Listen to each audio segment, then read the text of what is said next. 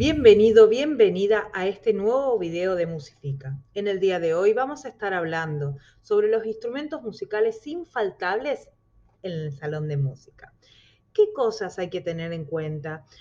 ¿Tengo poco presupuesto? ¿Tengo mucho presupuesto? ¿Cómo hago? Y muchísimas cosas más. Ahora, si es la primera vez que me ves, te cuento que mi nombre es Karina Martino, soy educadora musical y la creadora de Musifica hace 9 años ya. Y te cuento que en esta cuenta vas a encontrar muchísima información sobre didáctica de la música, materiales musicales, pedagogía y mucho más. Si no lo haces, suscríbete ahora. Y sigamos con el tema de hoy, los instrumentos musicales en el aula. Bien, ¿qué vamos a ver en este video puntualmente? Primero, los instrumentos musicales propiamente dicho y los cotidiáfonos. ¿Qué son? ¿Cómo hacerlos? Etcétera. También vamos a estar viendo las recomendaciones sobre qué instrumentos es conveniente tener en el aula. Y, como si fuera poco, vamos a ver el plan de acción cuando tenemos poco presupuesto o cero presupuesto. Así que quédate, que ahora comenzamos. Bien, vamos a ver sobre los tipos de instrumentos musicales que es conveniente tener en el aula. Por un lado, todos sabemos los instrumentos musicales que son, pero bueno, también existen los cotidiáfonos, que son los instrumentos de uso cotidiano, los instrumentos hechos con materiales cotidianos, cuya palabra cotidiáfonos la inventó la genia Judith Akosky en 1996. Ella sentía que había una definición ahí que no estaba dada. ¿Por qué? Porque veníamos de la corriente de Carmelo Saíta, en donde empezó a proponer esto de construir los instrumentos en el aula. Pero estos instrumentos no todos estaban hechos con objetos cotidianos, ¿sí? Sino que algunos estaban construidos, como lo hace un luthier, pero en el aula, con esos mismos materiales. Incluso, si no sabes, hay varios libros de Carmelo Saíta sobre la construcción y algunos que están buenísimos. Bueno, entonces agarró Judith Akosky y decidió hacer una nueva categoría en donde se englobaban todos los instrumentos que están hechos con objetos cotidianos. Y para eso le puso el nombre cotidiáfonos. Tenés un libro que se llama Cotidiáfonos, donde ella explica bien todos estos instrumentos y además los divide en distintas categorías. Si no lo tenés, te lo súper recomiendo. Después, otro de los instrumentos, ¿sí? O sea, hablábamos de que es conveniente tener instrumentos, tanto instrumentos musicales propiamente dicho como cotidiáfonos. Dentro de estos instrumentos musicales propiamente dicho, por supuesto que nos encantaría tener trompetas, clarinetes, bajos, guitarras eléctricas en nuestro salón. Pero te digo que no siempre esto es una realidad. Entonces, ¿qué tipo de instrumentos elegimos? Los instrumentos de percusión, en su mayoría.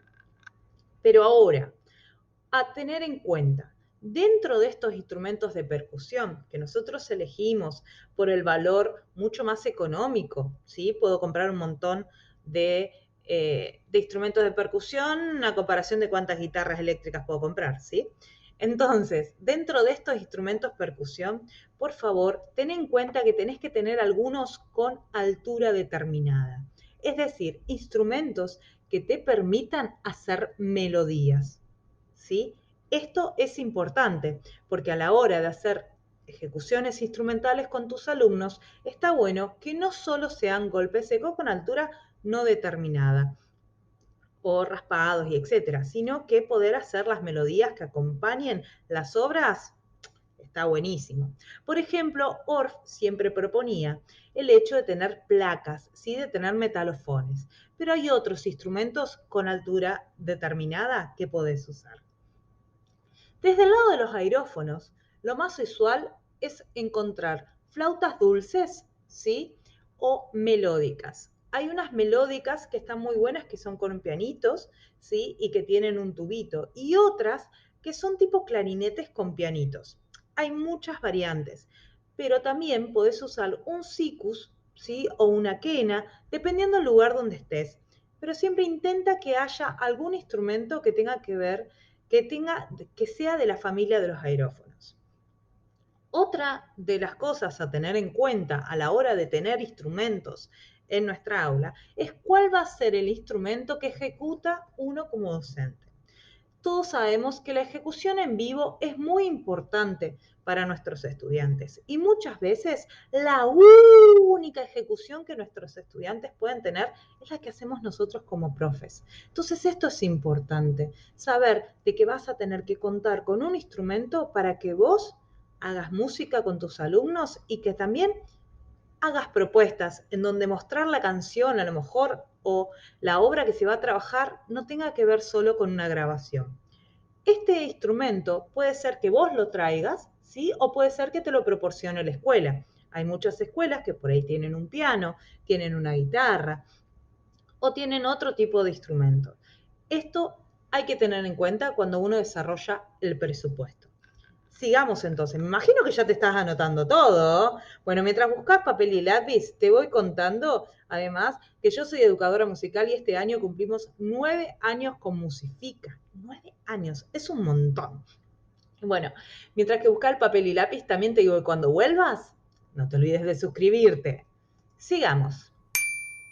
Bien, vamos a ver con el tema de la elección, porque ahora ya sabemos la cantidad de variedad que puede haber, ¿sí? Por lo menos en ese recorte que vamos a hacer para tener los instrumentos en el aula. Pero ahora vamos a ver cómo elegir esos instrumentos. Bien, lo primero es que tenés que intentar que haya, aunque sea un grupo de instrumentos por cada modo de acción. Recordemos que los modos de acción sí tienen que ver con raspar, con soplar, por eso te decía lo de aerófono. Raspar, soplar, frotar, pellizcar, sacudir, golpear, ¿sí? Y muchísimos más.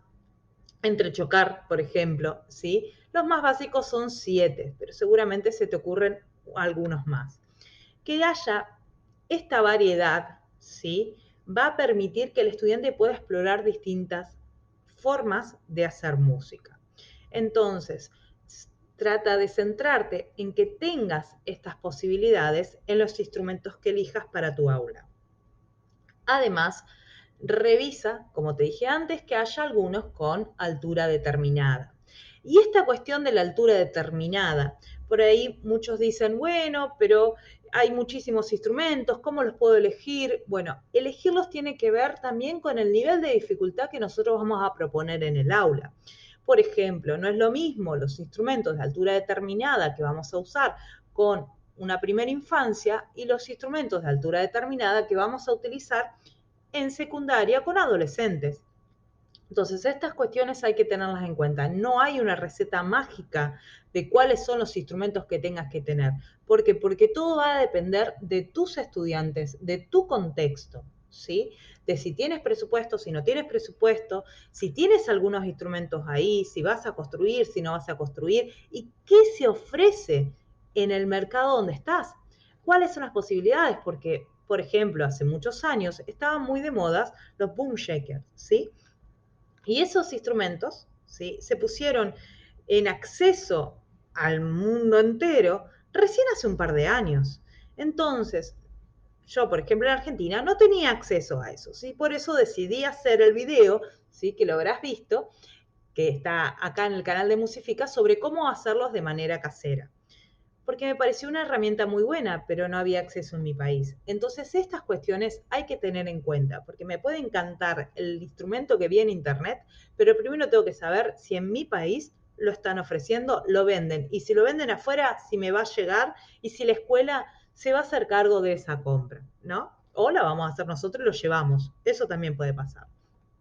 La otra cosa a tener en cuenta cuando uno habla de la elección de los instrumentos musicales en el aula, ¿sí? Porque este es el tema de nuestro video de hoy, es que haya, ¿sí? Y esto es muy controversial, que haya un instrumento para cada uno de los estudiantes.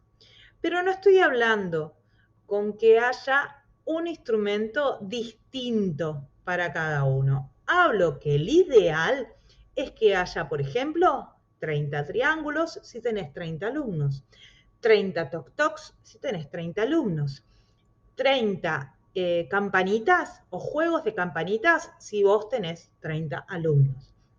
Esto porque para poder hacer la actividad y darle a todos las mismas condiciones y todos tengan la posibilidad de trabajar en conjunto. Que cada uno de los estudiantes tenga una melódica, por ejemplo, cada uno de los estudiantes tenga la posibilidad de tener una caja china, ¿sí? Y tocar juntos, cada uno. Esto te va a permitir que puedas dar tus clases muchísimo más fácil y que todos a la vez puedan aprender al mismo ritmo. Entonces te decía que lo ideal es tener la misma cantidad de instrumentos que de alumnos, del mismo instrumento. ¿Sí?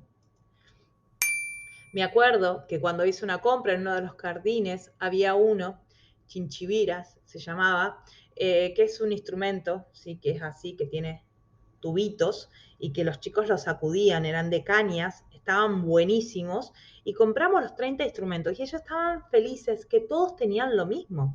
Es cuando repartís y todos tienen un caramelo. Acá más o menos es lo mismo. Bien, ahora vamos con este tema que es súper importante porque me pasó estar en escuelas en donde el presupuesto es nulo, cero, y ¡zas! ¿Qué hacemos? ¿No hacemos ejecuciones instrumentales? No, por supuesto que la podés hacer.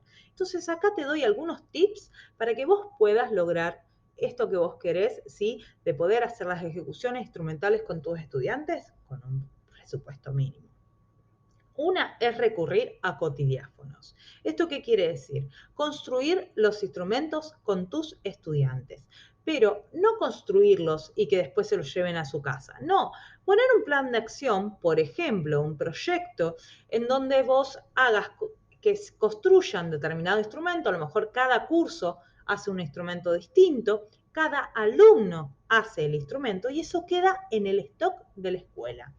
Sí, entonces cada vez que se quiere usar, se va a usar y es el instrumento que construyeron toda la escuela para determinado curso o para determinado momento. Es algo que incluso lo podés hacer todos los años y todos los años hacer instrumentos diferentes.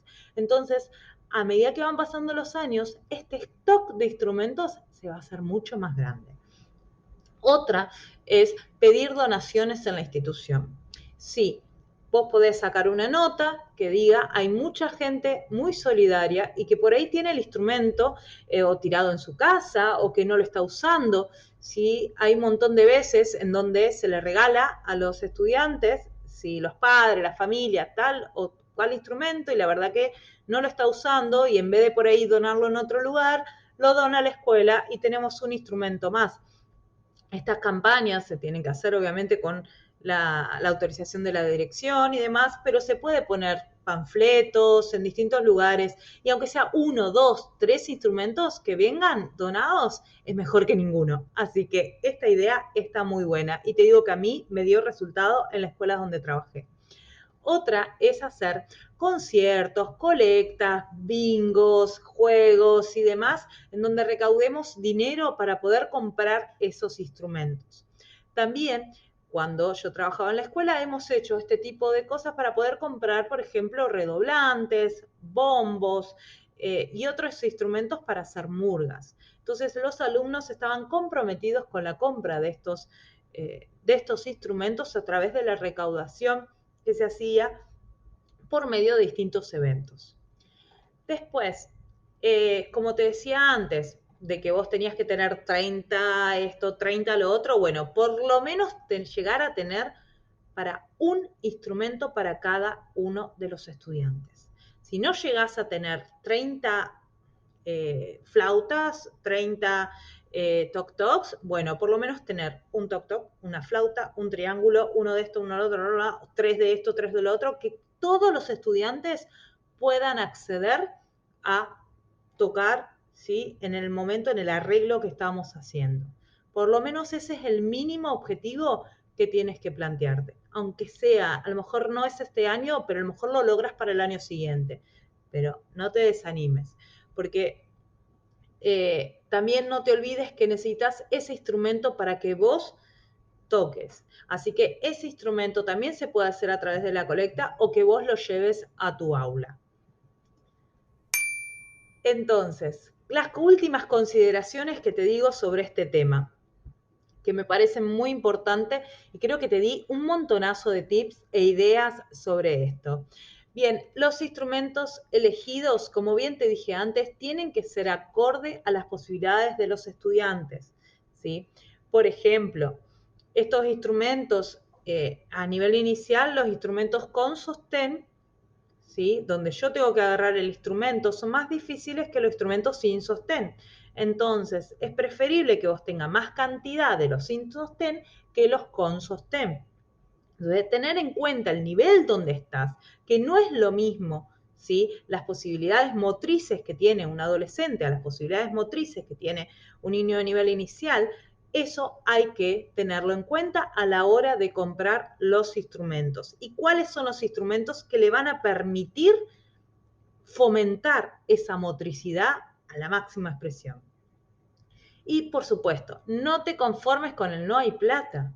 Fíjate, la parte anterior te dije un montón de formas de solucionar esto de no hay plata.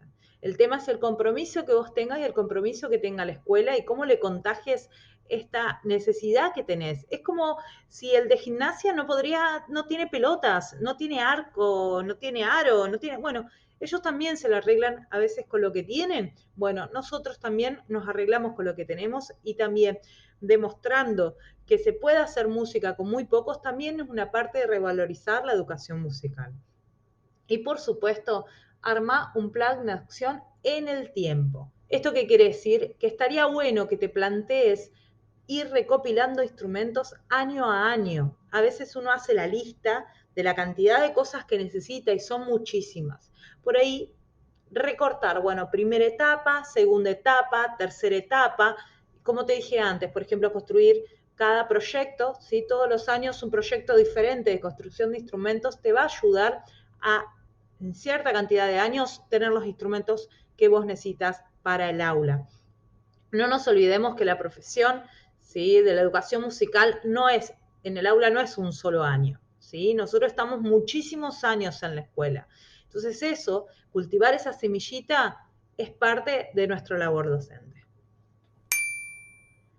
Así que, bueno, en estas cosas también te digo que la ejecución en vivo de los docentes, como te dije antes, reemplaza muchas veces la ida a conciertos. A veces no hay dinero o no tenemos el permiso para poder sacar a nuestros estudiantes. Bueno, hacé música con tus alumnos, vos como tipo concierto, invita a algún familiar de los chicos. Siempre hay alguien que tiene algún conocido que es músico, algún tío, primo, pariente que toca en una banda, ¿sí? Incluyámoslo en nuestras aulas o incluso tenemos alumnos que por ahí van a aprender música a otro lado y incorporarlos, ¿sí? En un acto, en un evento, para que haya más acceso a la música en vivo.